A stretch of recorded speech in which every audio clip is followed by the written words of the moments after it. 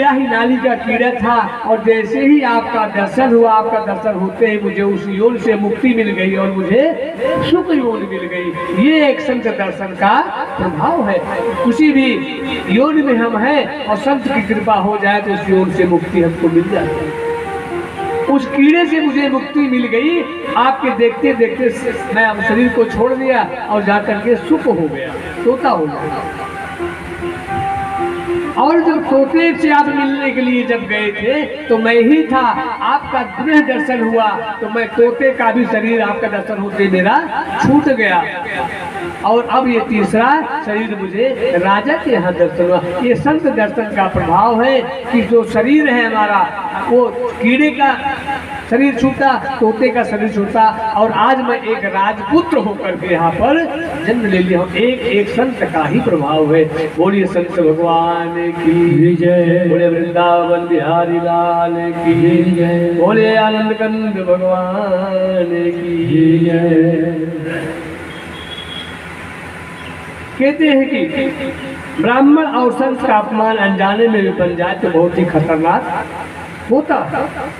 जानबूझकर तो कभी अपमान सोचना भी नहीं चाहिए, करना भी नहीं चाहिए। कोशिश करना कि अनजाने में भी न हो पाए, क्योंकि ब्राह्मण का जो धन है वह विष से भी ज्यादा खतरनाक होता है।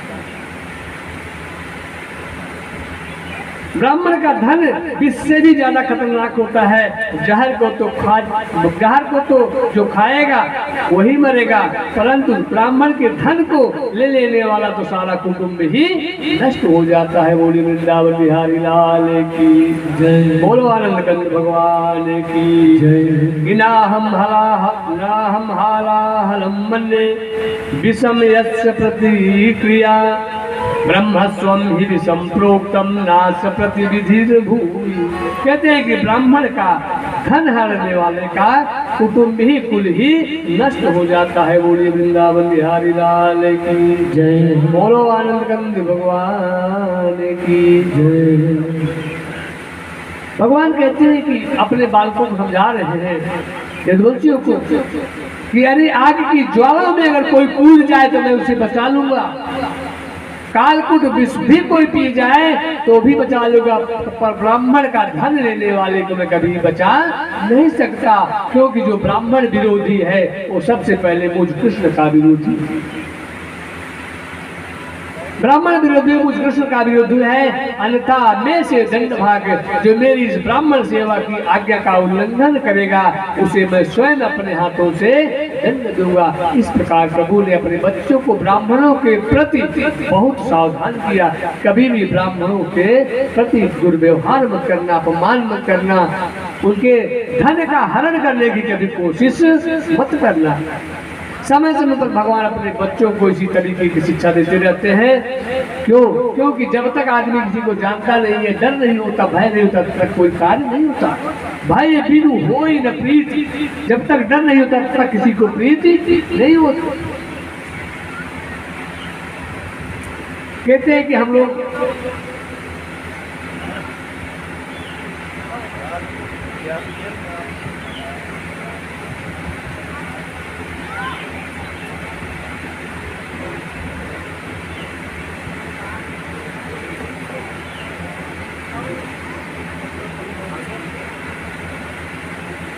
कहते हैं कि हम लोग माता पिता जो होते हैं बच्चों को कितने प्रेम से समझाते हैं। माँ बाप का एक एक बात जो है बच्चों को ध्यान देना चाहिए। एक बार एक बालक के पास एक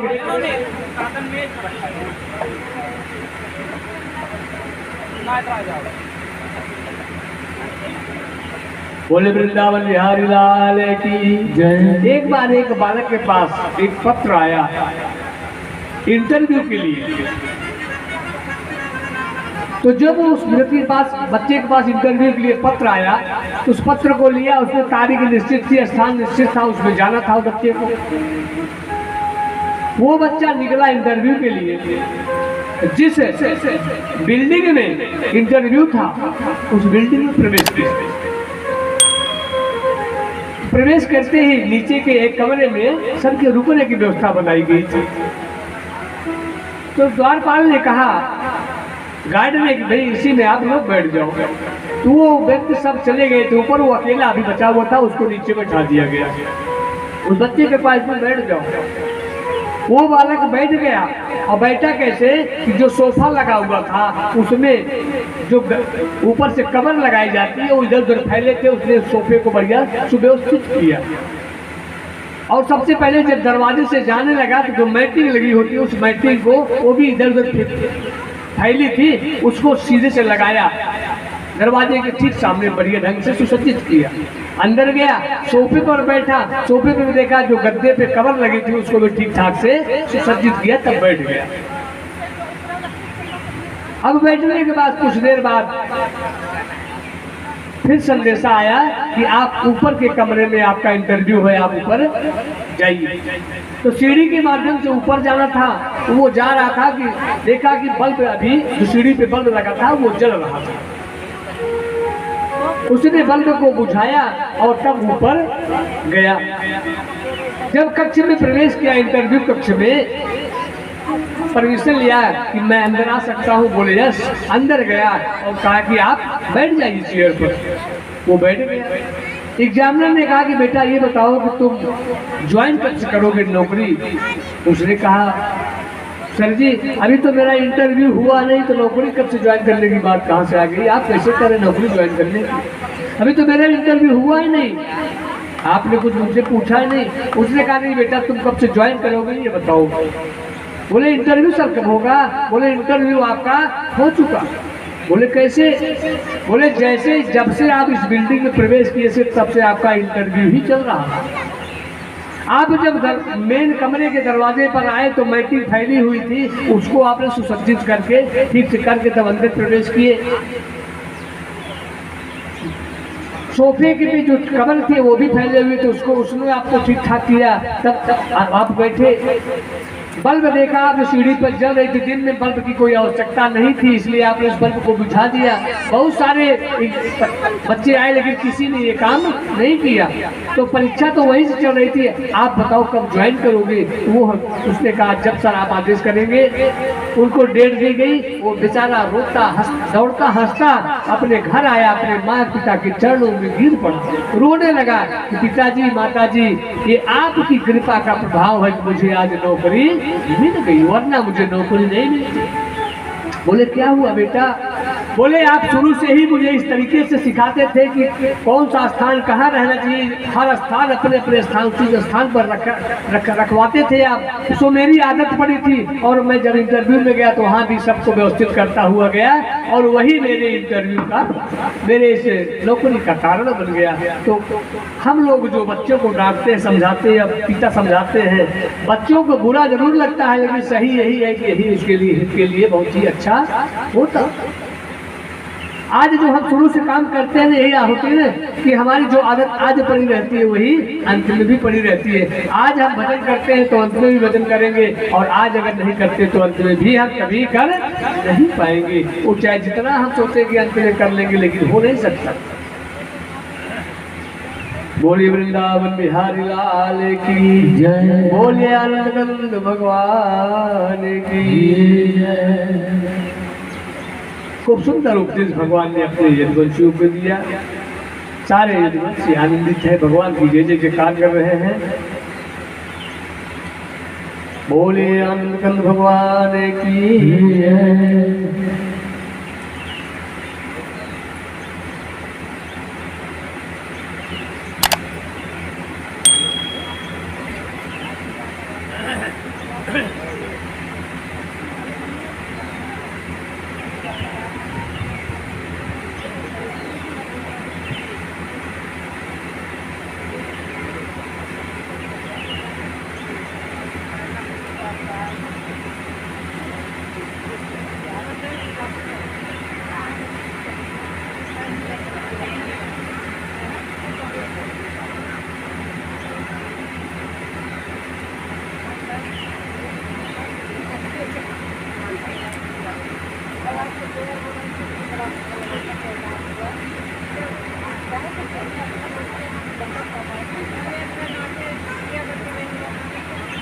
नाम बिहारी लाल की जय। बोले आनंद कंद भगवान की जय।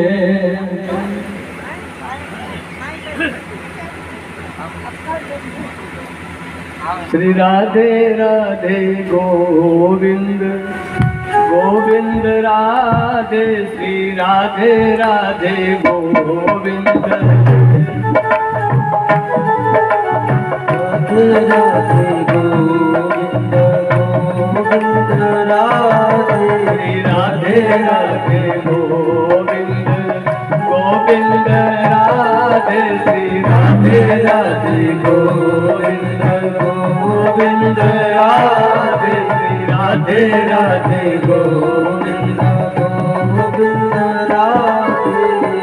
गोविंद राधे बोलो गोपाल राधे, गोविंद बोलो राधे गोपाल बोलो राधे, गोविंद राधे बोलो गोपाल राधे, गोविंद राधे गोपाल राधे, श्री राधे राधे गोविंद गोविंद राधे, राधे राधे गोविंद गोविंद राधे, श्री राधे राधे गोविंद गोविंद राधे गोपाल राधे, गोविंद राधे गोपाल राधे, गोविंद राधे गोपाल राधे, गोविंद राधे गोपाल राधे, श्री राधे राधे गोविंद गोविंद राधे, श्री राधे राधे गोविंद गोविंद राधे,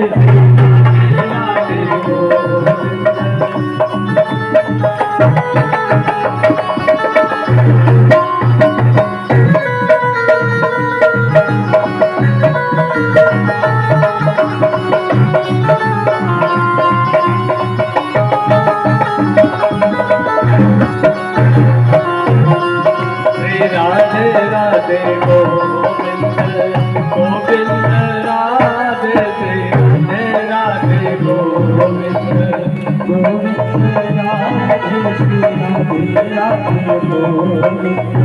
गोविंद राधे गोपाल राधे, गोविंद राधे गोपाल राधे, गोविंद राधे गोपाल राधे, गोविंद राधे गोपाल राधे, श्री राधे राधे गोविंद गोविंद राधे, श्री राधे राधे गोविंद गोविंद राधे, राधे राधे गोविंद राधे, श्री राधे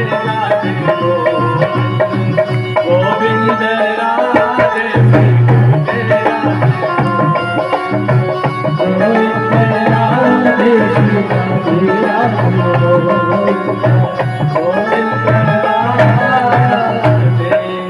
गोविंद राधे, बोले आनंद कंद भगवान की भगवान द्वारकाधीश अपने यदुवंशियों को सब शिक्षा देते हैं, बहुत सारी शिक्षा देते हैं। गुरु के प्रति, संत के प्रति, ब्राह्मण के प्रति कभी दुर्व्यवहार नहीं रखना चाहिए। गुरु तो ऐसा होना चाहिए, गुरु के प्रति कभी तनिक भी संशय जीव के मन में अगर उत्पन्न हो गया तो कहते हैं कि वो नरकगामी हो ही जाता है।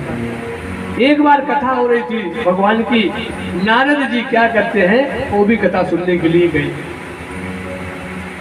कथा विश्राम हुई और नारद जी कथा सुन करके अपने घर को जाने लगे। कुछ दूर गए थे, उनको याद आ गया कोई बात और पुनः उस पंडाल में आकर के भगवान उस ब्राह्मण महात्मा से कुछ पूछने के लिए आए। तो जब महात्मा से पूछने के लिए आए तो देख रहे हैं कि जहां नारद जी बैठे थे वहां गोबर से लिपाई हो रही थी, लीपा जा रहा था। नारद जी के मन में आया कि इतना बड़ा पंडाल बना है, कहीं लिपाई नहीं हो रही, जहां मैं बैठा था वही लिपाई हो रही, इससे इसका कारण क्या है। जाकर के महात्मा से पूछते हैं कि प्रभु बताइए ऐसा क्या कारण है कि जहां मैं बैठा था वहां लिपाई हो रही है।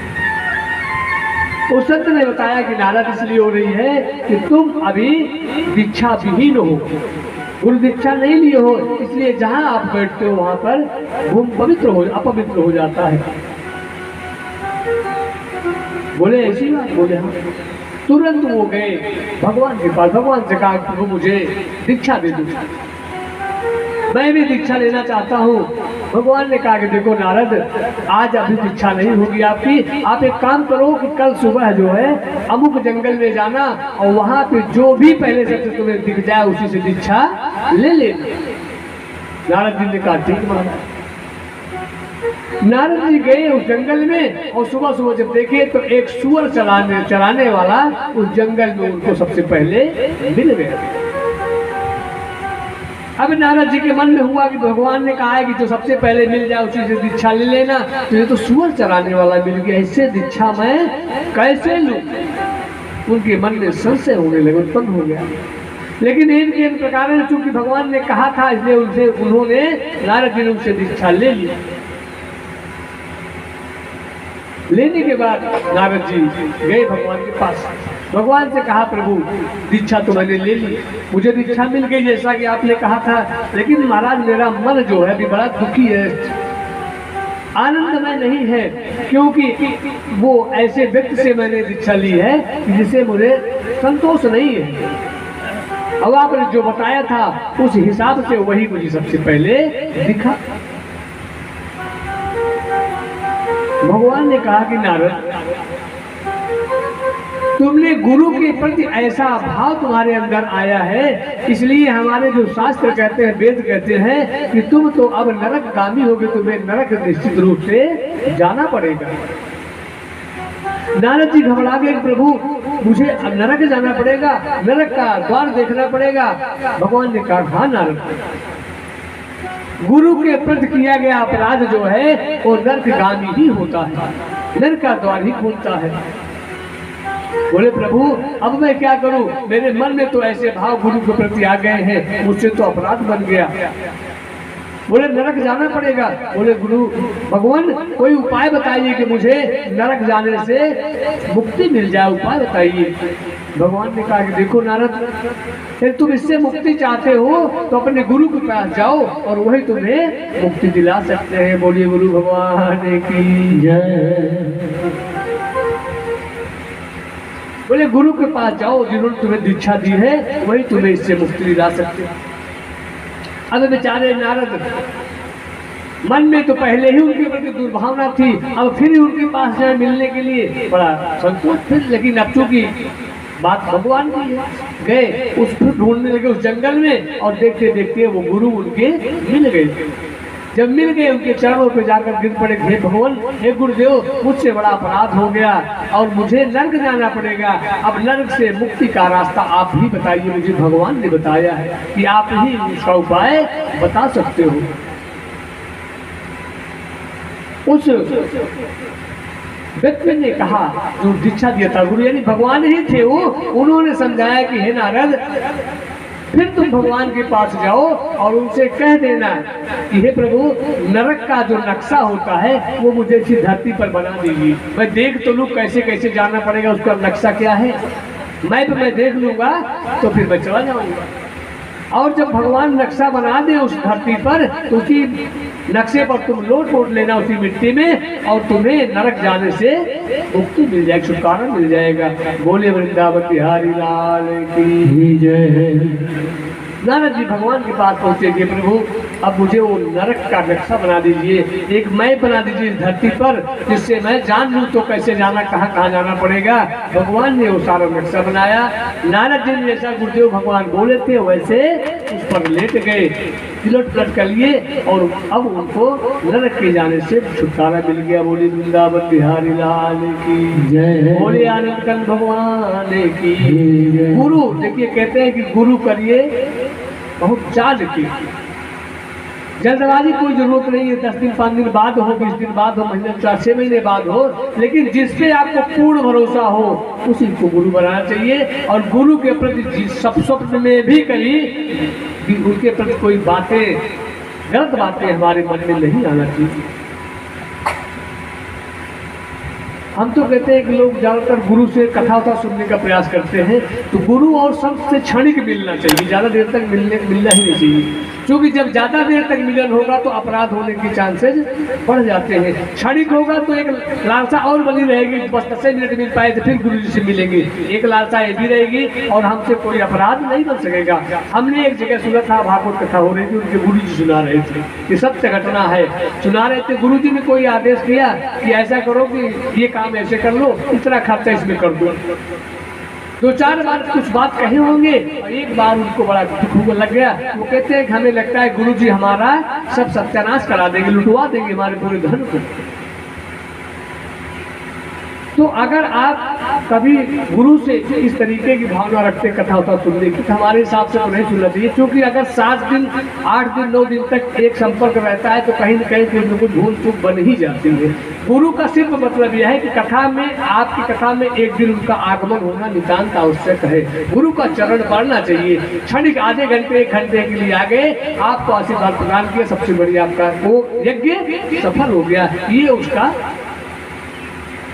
और लोग ज़्यादातर प्रयास करते हैं कि नहीं हम गुरु जी से ही कथा सुनेंगे, तो सुनो अच्छी बात है, लेकिन आपके अंदर ये सुदृढ़ता हो कि गुरु के प्रति जरा सा भी आपके अंदर कोई द्वेष दुर्भावना न हो, तब आप खुल करके बहुत सुनिए। गुरु जो आदेश कर देंगे वही मैं करूँगा, फिर चाहे जो हो जाए, ये भावना अगर हो तो गुरु से सुनिए। गुरु के प्रति एक कथा सुनाते प्रसंग आपको। एक व्यक्ति था, बहुत ही पढ़ा लिखा नहीं था, गांव का छोटा सा बालक। वो अक्सर देखता था कि हमारे सामने से कुछ बच्चे पढ़ने के लिए आश्रम में जाया करते थे। उसी के सामने से छोटे छोटे बच्चे आश्रम में धोती कुर्ता तिलक चंदन लगा करके आश्रम में पढ़ने जाते थे। तो उसने एक दिन देखा सब बच्चों को जाते हुए, अपने पिताजी से कहा कि पिताजी, बोले हाँ बेटा, बोले आप धोती कुर्ता हमको भी बनवा देते तो मैं भी जो है आश्रम पढ़ने के लिए जाता।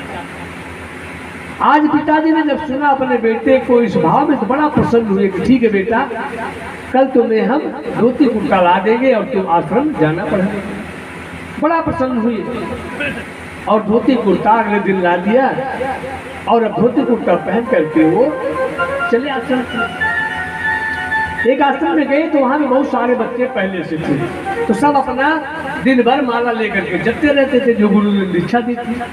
वो बेचारा क्या करता कि अब उसको तो कोई अभी दीक्षा मिली नहीं है, कोई माला मिली नहीं है, वो क्या करता, सबसे पूछता भैया क्या कर रहे हो, क्या कर रहे हो, ये इसी में झोली में हाथ डाल के क्या करते हो। तो कहते कि मैं जप करता हूँ, माला जपता हूँ। बोले माला जपते हो कि कौन सा माला। बोले ये कुछ बताया नहीं जाता किसी को, जाकर के गुरु जी से तुम भी कह दो तुमको माला दे दे। तो गुरु जी से जाके कहा गुरुदेव मुझे भी दीक्षा दे दो, माला दे दो, मैं भी जपा करूँगा। गुरुदेव सोचते थे कभी नया नया है, कुछ देर रहने देखेंगे, अभी ज्यादा पढ़ा लिखा भी नहीं है, एकदम समय आने तो दे देंगे। आजकल करते थे और गुरु के पास भीड़ बड़ी लगी रहती है। तो गुरु जी ने एक बहाना किया कि बेटा ऐसा है कि जब खूब माहौल मतलब खाली रहे, कोई ना रहे, तब तुम आना, मैं तुम्हें दीक्षा दे दूंगा। अब वो बेचारे देखने लगे समय कब गुरु जी के पास समय खाली हो, तो दिन भर कोई न कोई आता था, उनको समय ही नहीं मिलता था कि हम दीक्षा गुरु जी से मिल लें। संजोग की बात देखिए कि सुबह सुबह जब हुआ, सोकर उठे तो गुरु जी नित्य क्रिया के लिए लोटे में जल लेकर के जा रहे थे खेत की तरफ। अब उस बच्चे को लगा गुरु जी अभी समय इनके पास खाली है, अब चले इनसे दीक्षा ले ले, नहीं तो हमको समय नहीं मिल पाएगा। आगे आगे गुरु जी जा रहे हैं, पीछे पीछे बच्चा भी जाने लगा। चलो गुरु जी के पास दीक्षा ले लेंगे, और जितना बच्चा उसके नजदीक जाता उतना गुरु और तेजी से फैलते कि हमारे पास ना जाए, मुझे जाना नित्य कर्म क्रिया के लिए जाने लगे। वो पीछे पीछे जाने लगा। जाते जाते जब नजदीक पहुंचा तो उसने कहा गुरु जी रुक जाइए, मुझे दीक्षा दे दीजिए गुरुदेव, क्योंकि इससे बढ़िया समय खाली आपको नहीं मिलेगा, गुरुदेव दे दीजिए दीक्षा। गुरु जी रुक गए, बड़ा क्रोध आया, मूर्ख तुम्हें कुछ समझ नहीं आता, समय में देख करके बात किया करो, एक झापड़ मारेंगे भी तुम्हारा मुंह घूम जाएगा, ये उन्होंने कहा।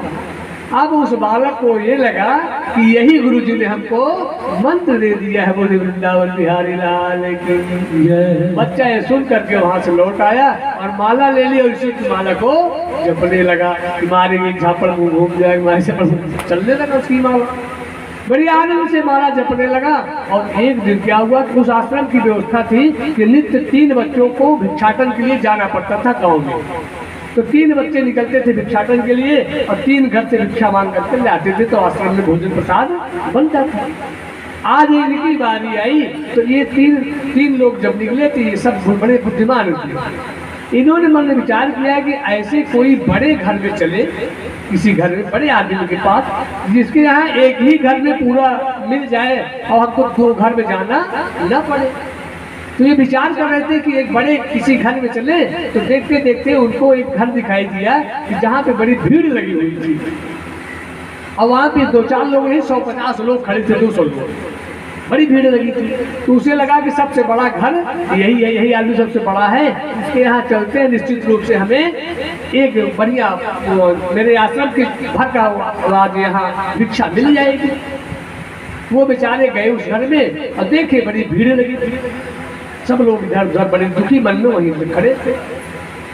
तो उसने कहा कि भाई कहाँ है सेठ जी घर, सेठ जी कहाँ है, सेठ जी कहाँ है?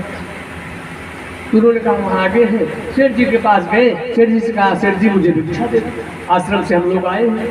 सेठ जी हाथ जोड़ के रोने लगे, कहते ब्राह्मण देव आज आप लोग चले जाओ, तुम्हें नहीं मालूम है कि मेरा बेटा आज मर गया है, मैं बहुत दुखी हूँ, कल आ जाना, जो भी होगा मैं दूंगा, लेकिन आज आप लोग चले जाइए, कहीं और चले जाइए, आज भिक्षा मैं आपको नहीं दे सकता।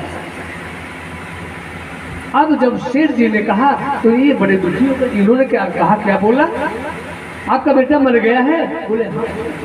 कहाँ है तुम्हारा बेटा, दिखाओ।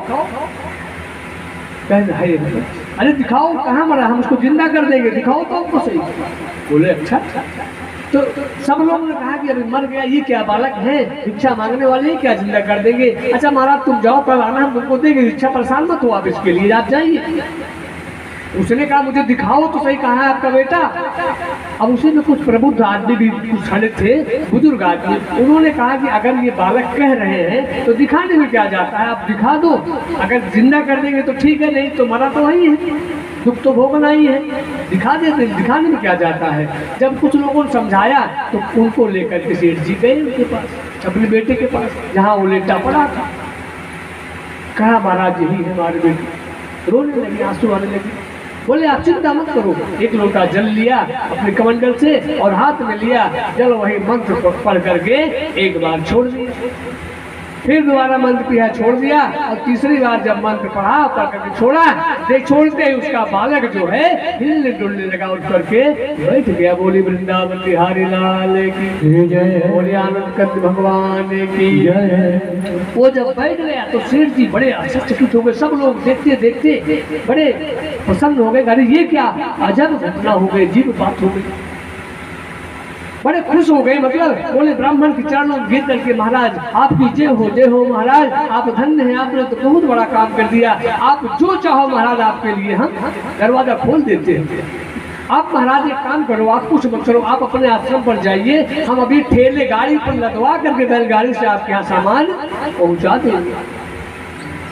ठीक है, वो बालक तीनों अपने आश्रम में चले गए कि बैलगाड़ी सामान लद कर दिया आएगा, लेकिन मन में शंका है कि ऐसा हो ना हो सेठ चूतिया बना दो, अभी गुरु जी हमको उधर दंडित करेंगे, लेके नहीं आए, उन्होंने कह दिया कि लेके आएंगे, भेजेंगे।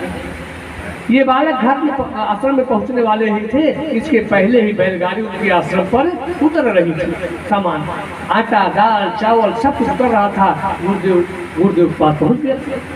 जब ये लोग पहुंचे अपने आश्रम पर, देखे कि सेठ जी की बैलगाड़ी तो आ गई, सेठ जी को देखा तो लगा चलो ठीक है, इसका मतलब सेठ ने सही कहा था कि हम सामान आपका भेज रहे, कोई दिक्कत नहीं। सेठ जी ने बताया गुरुदेव से कि आपके जो बालक हैं इन्होंने ऐसा कमाल किया है गुरुदेव, तो आज से मैंने संकल्प लिया है कि आज जब तक मैं रहूंगा आपके आश्रम की सारी व्यवस्था मैं नित्य देखा करूंगा, आपको कुछ करने की जरूरत नहीं होगी। बोले ठीक है। सेठ बता करके अपने घर को गए। और इधर अब गुरुजी के मन में आ गया कि मैंने तो इसको मंत्र भी नहीं दिया था, दीक्षा भी नहीं दी थी, ये कौन सा मंत्र पढ़ करके उस पर छोड़ दिया कि बालक जो है जिंदा हो गया। गुरुजी खुद परेशान होने लगे कि आखिर हुआ क्या, कौन सा कमाल कर दिया इसने। इस सोच में गुरुदेव बैठे थे कि बालक आए तो पूछूं, बालक आए तो पूछूं। और इतनी भीड़ लगी थी कि उनको मौका नहीं मिला। जब एक बार मौका मिला तो बोले बेटा ये बताओ मैंने तुम्हें कौन सा मंत्र दिया, तुम्हें मंत्र तो अभी दिया ही नहीं, दीक्षा दी ही नहीं। बोले गुरुदेव आप ही ने तो दिया है। बोले जब आप सुबह सुबह जा रहे थे तो आपने दीक्षा नहीं दी थी। बोले क्या दीक्षा दी थी। बोले गुरुजी आप ही तो कहते हैं कि जो मंत्र दिया जाता किसी को बताया नहीं जाता, मैं कैसे बता दूं आपको, आप ही ने तो दिया था मंत्र दीक्षा। बोले नहीं बेटा बताओ। बोले गुरुदेव आप कहते हो तो मैं आपको बता देता हूँ, क्योंकि आप गुरु है हमारे, आपसे कौन सा छुपा। तो आपने यही नहीं कहा था कि एक झापड़ मारेंगे मुंह पे तुम्हारा घूम जाएगा उधर, यही तो मंत्र में जपता रहता था डेली नित्य, और इसी से मैंने उसको जिंदा कर दिया। बोले वृंदावन बिहारी की जय, बोले आनंद कंद भगवान की जय। गुरु के प्रति इतना विश्वास साबु होना चाहिए कि जो कह दे वही सही है। रियल में आप विचार करेंगे तो गुरु कभी आपका अनहित नहीं चाहता। आप देखिए विचार करिए, अगर आपके गुरु जी ने कहा कि भैया एक सत्यनारायण भगवान की कथा आज सुन लो, मानो कि आपको लगा कि 1500 रुपये खर्च होगा, लेकिन उस सत्यनारायण भगवान की कथा का पुण्य तो आपको ही मिलेगा। यद्यपि मेरे कहने से, आपके गुरु के कहने से आपने किया है, लेकिन परिणाम कौन लेगा, आप ही तो लोग, गुरु ले जाएंगे। तो हर उनके कार्य में लाभ आपका ही है, पर फायदा आपका ही है। इसलिए गुरु तो ऐसा हो, बनाना भी चाहिए। जो बनाए हैं अच्छी बात है, जो नहीं बनाए हैं वो भी जब बनाने लगेंगे तो कम से कम इतना ध्यान देंगे कि गुरु के प्रति कभी गलत विचार, गलत भावना हमारे मन में नहीं आनी चाहिए। ऐसा गुरु बनाए, सोच समझ के कब बनाए, 1 साल 2 साल बाद बनाए। लेकिन और दूसरी चीज़ कहते हैं कि जल्दी गुरु इच्छा ले भी लेनी चाहिए, क्योंकि जो कहते हैं कि जो हम लोग पूजा पाठ करते हैं उसका कुछ अंश ही हमारे खाते में जुड़ता है, पूर्ण रूपया नहीं जुड़ता। दीक्षित हो जाते हैं तो सारा अपने खाते में जुड़ने लगता है। इसलिए और सुबह से शीघ्र सुबह अच्छा कार्य जो करना है उसको जल्दी करना भी चाहिए। बुरा काम कोई करना हो तो बाद में कर देना चाहिए, समय टाल देना चाहिए, लेकिन अच्छे काम के लिए कभी मौका नहीं भूलना चाहिए। बोले वृंदावन बिहारी लाल की जय, बोले आनंद कंद भगवान की जय। इसी में आगे प्रसंग आता है। एक पौंड्रक नाम का राजा था और उसका एक मित्र था।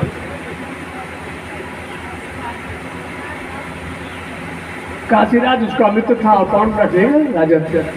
तो पौंड्रक जब देखा भगवान कृष्ण को तो भगवान कृष्ण का स्वरूप बनाने का प्रयास करने लगा कि मैं ही भगवान कृष्ण हूँ। अपने नगर वासियों को बताया कि मैं ही कृष्ण हूँ, मेरे पास देखो सुदर्शन चक्र भी है, सब कुछ है, बांसुरी भी है, सब कुछ, सब लीला उनकी करने लगे। और काशीराज भी उसमें समर्थन करता था, उनका जो मित्र था।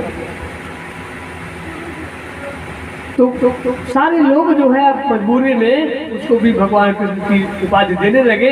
धीरे धीरे धीरे धीरे उसने तो ऐसा उपाय किया कि गरुड़ भी, नकली गरुड़ भी बना लिया, नकली चक्र भी बना लिया, बांसुरी भी बना ली, सब कुछ प्रभु की लीला करने लगा।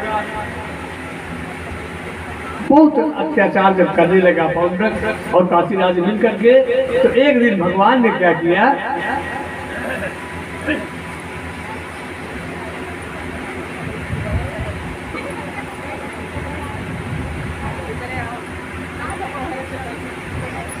बोलिए वृंदावन बिहारी लाल की जय, बोलिए आनंद कंद भगवान की जय।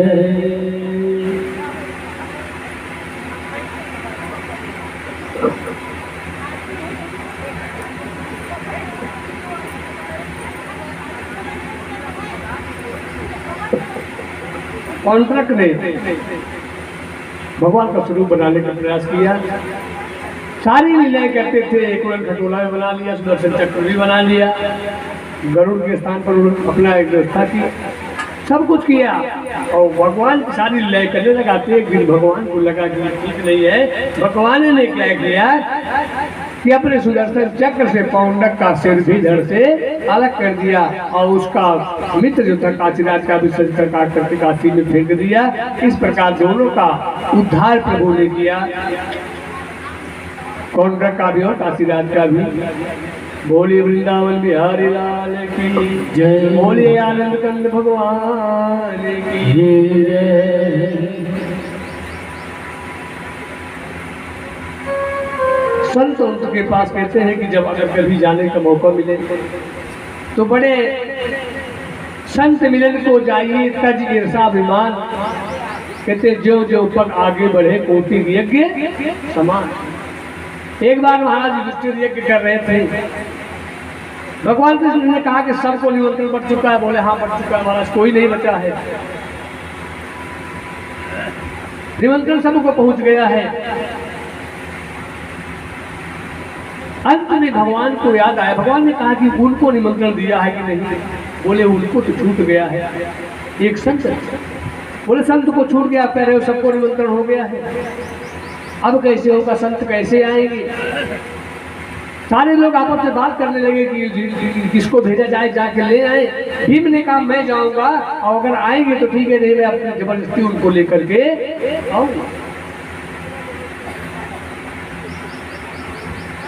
ठीक है चले भाई। भीम जी चले जा करके मैं लेकर के आऊंगा। और पहुंचे उस संत के आश्रम में। संत अपना बैठे थे, भगवान का ध्यान लगाया। संत से जाकर के निवेदन किया भीम जी ने कि महाराज ऐसी ऐसी बात है, मुझे अपराध बन गया, गलती हो गई, आप चलिए और स्वीकार करिए मेरा निमंत्रण महाराज युधिष्ठिर का। बोले महाराज क्षमा करिए। बोले क्या करें। बोले चलिए महाराज। बोले बेटा एक काम करो, हमारी सुमिरनी एक जो टंगी हुई है देखिए उस खूंटी में, आप उसको उतार लो तब हम चलते हैं। भीम जी गए उस सुमिरनी को उतारने के लिए, सुमिरनी लेकर के संत जी को लेकर के चले। उसकी माला को उतारने लगे। भीम जी भरसक प्रयास किया लेकिन वो माला उतार नहीं पाए, नहीं उतार पाए। बड़ा परेशान हुए, अब क्या करूं। बोले अब मैं नहीं जा सकता। बोले कैसे होगा गुरुदेव, कुछ उपाय बताइए। बोले यदि कोई हो जो आप अपने 1000 यज्ञ का पुण्य हमको संकल्पित कर दे तो तब मैं चल सकता हूँ। जिसके पास 1000 यज्ञ का पुण्य हो, तो अब 1000 यज्ञ का पुण्य किसके पास, किसी के पास है ही नहीं है, अभी तो देगा कैसे। वो लौट करके आए भीम जी। भीम जी ने सारी बातें बताई और कहा कि 1000 का यज्ञ का पुण्य जो अपना दे दे, तब वो संत आने के लिए तैयार होंगे, तब हमारा यज्ञ सफल होगा। सब लोगों को कानों तक ये बात पहुंची, किसी ने 1000 यज्ञ किया ही नहीं तो पुण्य कहाँ से देगा। द्रौपदी मैया ने कहा कि हे प्रभु, अगर आप आदेश हो तो मैं जाती हूँ और 1000 यज्ञ का पुण्य दे करके संत को लेकर के मैं आऊंगी। बोले आपके पास कहाँ से है। बोले है मेरे पास, मुझे आप आदेश दीजिए। द्रौपदी जी को मिला, द्रौपदी जी चली लेने के लिए। तो संत को रथ चला और उनके पास जाकर के पहुंची, दंडवत किया, तो निवेदन किया। उन्होंने कहा देवी मेरी तो शर्त है कि 1000 यज्ञ का पुण्य जो मुझे दे देगा तब मैं चलूंगा।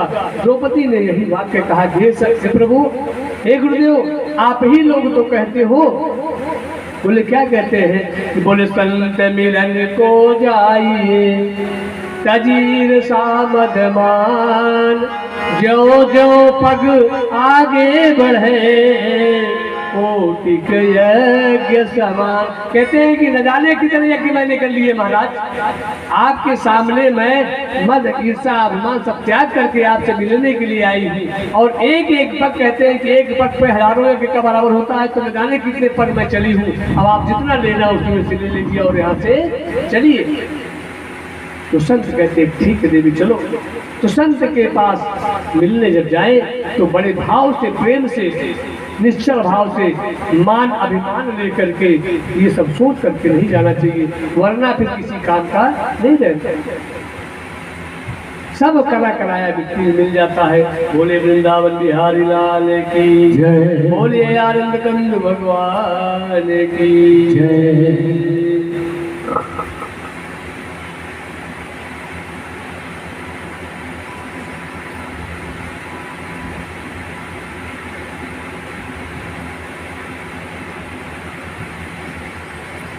राधे तेरे, आइए 2 मिनट गाते हुए चलते हैं। राधे तेरे चरणों की गर धूल जो मिल जाए, राधे तेरे चरणों की गर धूल जो मिल तेरे चरणों की, आमा तेरे चरणों जो मिल जाए, सच कहता हूँ भगवान, सच कहता हूँ राधे, तकदीर बदल जाए, राधे तेरे चरणों की गर धूल जो मिल जाए, राधे तेरे चरणों की गर धूल जो मिल जाए, राधे तेरे चरणों की।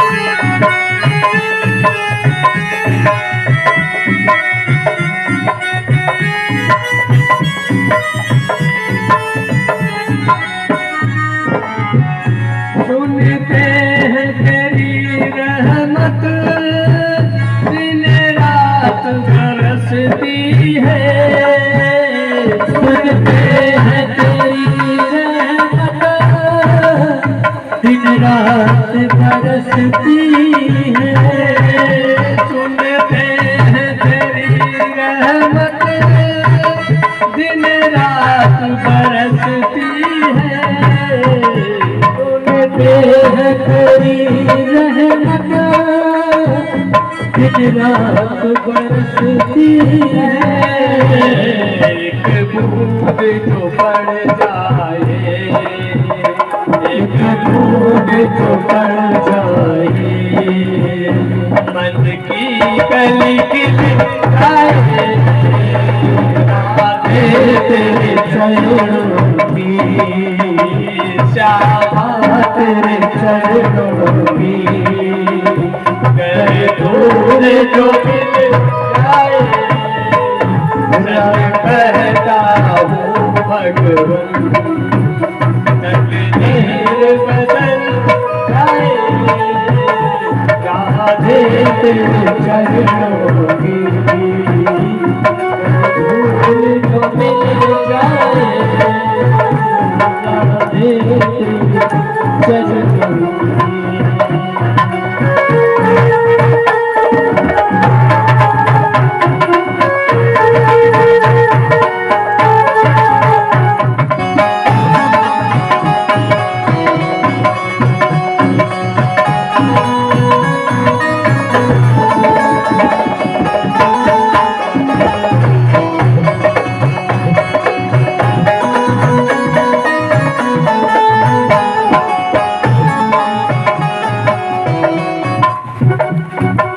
मन बड़ा चंचल है, कैसे तेरा भजन करूं,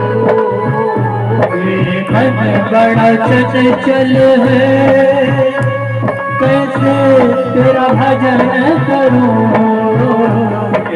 मन बड़ा चंचल है, कैसे तेरा भजन करूं, ये मन बड़ा चंचल है, कैसे तेरा भजन करूं, कैसे तेरा भजन करूं, जितना समझाऊं से, जितना समझाऊं से, उतना ही बहक पाए,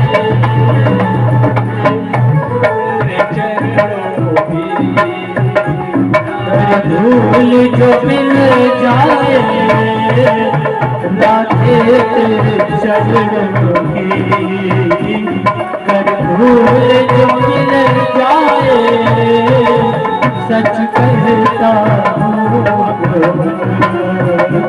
तकदीर संवर जाए राधे तेरे चरणों की।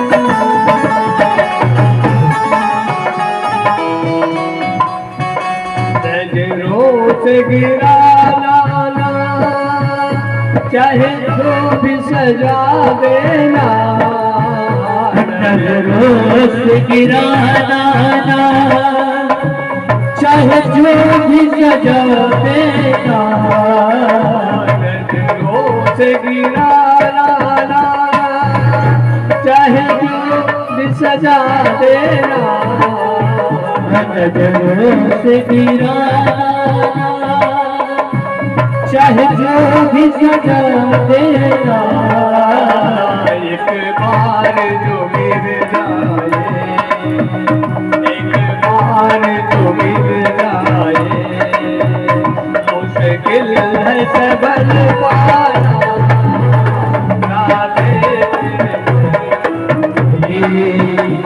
कर धूल जो मिल जाए राधे तेरे चरणों की।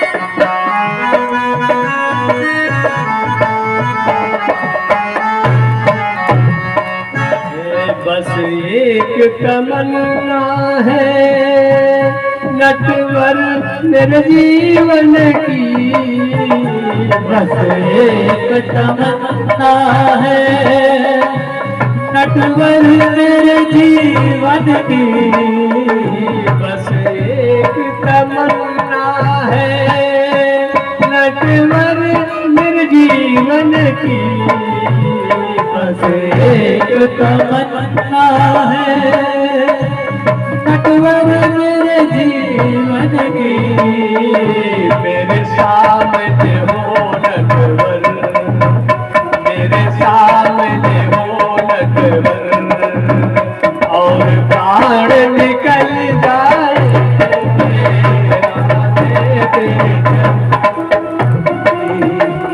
कर धूल जो मिल जाए राधे तेरे चरणों की कर धूल जो मिल जाए सच कहता हूँ सच कहता तकदीर बदल जाए राधे तेरे चरणों की श्यामा तेरे चरणों की राधे तेरे चरणों की श्यामा तेरे चरणों की। बोलिए वृंदावन बिहारी लाल की जय बोलिए आनंद कंद भगवान की जय हो। आगे कथा सुनते सुनते परीक्षित जी बोले कि हे भगवान आपने बहुत सारे चरित्र सुनाए और जहाँ जहाँ भी देखा है सब जगह प्रभु को आपने दीन बंधु कह के पुकारा। दीन बंधु का अलग अलग अर्थ करेंगे तो लगता है कि दीन माने जो गरीब हो, बंधु माने जो अपना भाई हो। तो भगवान दीन बंधु का तो दीन भगवान ने किसी ऐसे दीन को अपना बंधु बनाया है क्या? ऐसी कोई कथा है प्रभु जिसको दीन को भी अपना बंधु बनाया हो, गरीब को भी?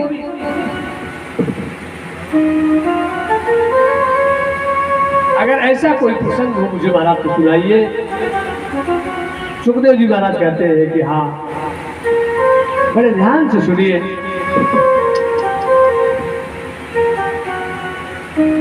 एक उनके मित्र थे कि कृष्णस्यासीत सखा कश्चित् ब्राह्मणो ब्रह्मविद्गमः विरक्त इंद्रियार्थेषु प्रशांतात्मा जितेंद्रियः। कहते हैं कि परम भागवत श्री सुदामा जी का पावन चरित्र देते हुए सुखदेव जी महाराज कहते हैं कि हे राजन, हे परीक्षित, भगवान कृष्ण के परम प्रिय मित्र थे सुदामा जी। बचपन के मित्र थे, दोनों लोग एक साथ पढ़ते थे, खेलते थे, एक साथ रहते थे, एक ही गुरुकुल में दोनों ने शिक्षा दीक्षा पाई थी। तो जब प्रभु द्वारकाधीश से बने द्वारका में आ गए तो सुदामा जी भी अपने गांव में रहने लगे। तो बड़े ही गरीब थे। गरीब का मतलब वो कभी चाहते भी नहीं थे कि मुझे कुछ और चाहिए, वो सिर्फ भगवान का प्रेम भक्ति चाहते थे। भगवान का प्रेम हमको, उनकी भक्ति, उनका नाम हमेशा हमको मिलता रहे, मैं यही करता हूँ, मुझे कुछ नहीं चाहिए। तो बेचारे भिक्षाटन करके ब्रह्म वृत्ति से किसी प्रकार से अपना जीवन यापन करते थे। उनकी पत्नी सुशीला जी थी, कई बच्चे भी हो गए उनके, तो बड़ी आनंद से रहते। जीवन उनका चल रहा था किसी प्रकार से। और जब देखो तो भगवान का वही उनका उच्चारण चलता रहता था भगवान के नाम का कि श्री कृष्ण गोविंद हरे मुरारी, हे नाथ नारायण वासुदेवा। श्री कृष्ण हरे मुरारी, हे नाथ नारायण वासुदेवा। श्री कृष्ण गोविंद हरे मुरारी, हे नाथ नारायण वासुदेवा। श्री कृष्ण गोविंद हरे मुरारी, हे नाथ नारायण वासुदेवा। हे नाथ नारायण वासुदेवा, हे नाथ नारायण वासुदेवा। ओ हे नाथ नारायण वासुदेवा, हे नाथ नारायण वासुदेवा। श्री कृष्ण गोविंद हरे मुरारी, हे नाथ नारायण वासुदेवा। श्री कृष्ण गोविंद हरे मुरारी, हे नाथ नारायण वासुदेवा। श्री कृष्ण गोविंद हरे मुरारी, हे नाथ नारायण वासुदेवा। श्री कृष्ण गोविंद हरे मुरारी, हे नाथ नारायण वासुदेवा। वो दोनों दंपति हमेशा भगवान का भजन किया करते थे। जो कुछ भी प्रभु की कृपा से मिल जाता था उसी से अपना जीवन यापन करते थे। सारा जीवन उन्होंने अपना भगवान कृष्ण के नाम समर्पित कर रखा। कृष्ण से सखा कश्चित् ब्राह्मणो ब्रह्मविद्गमः, जो ब्राह्मण परम श्रेष्ठ ज्ञानी थे और विरक्त थे, उनको कोई बहुत विशेष है लोभ मोह माया कुछ थी नहीं। इंद्रिया जैसी इंद्रियां उनको अपने बस में नहीं कर पाई थी, वो इंद्रियां उनके बस में चलती थी।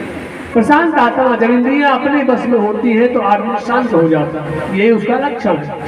और जब प्रशांत आत्मा बन जाएगा तो आदमी जितेंद्रिय भी हो जाता है। वो जितेंद्रिय थी, इंद्रियां उनके बस में थी, वो इंद्रियां का वो ये नहीं कहती थी मुझे इसकी आवश्यकता है, मुझे ये चाहिए, नहीं, ऐसा था ही नहीं। तो इंद्रियां उनके बस में थी, जितेंद्रिय थे, बड़े आनंद पूर्वक जीवन यापन करते थे, भगवान का सुबह शाम भजन कीर्तन इत्यादि करते थे और अपना जीवन करता था। एकदम उन्होंने अपने जीवन को भगवान को समर्पित कर रखा था। और समर्पण कैसा होना चाहिए प्यारे, समर्पण का सिस्टम ये होता है कि भगवान जो भी करें वही मेरे लिए सही है, फिर हम उनके ऊपर किसी प्रकार का कोई विचार विमर्श नहीं कर सकते। एकदम समर्पित थे, उन्हें पूरा भगवान के ऊपर अपने भरोसा था, जो कुछ भी प्रभु करेंगे वही सही है मेरे लिए।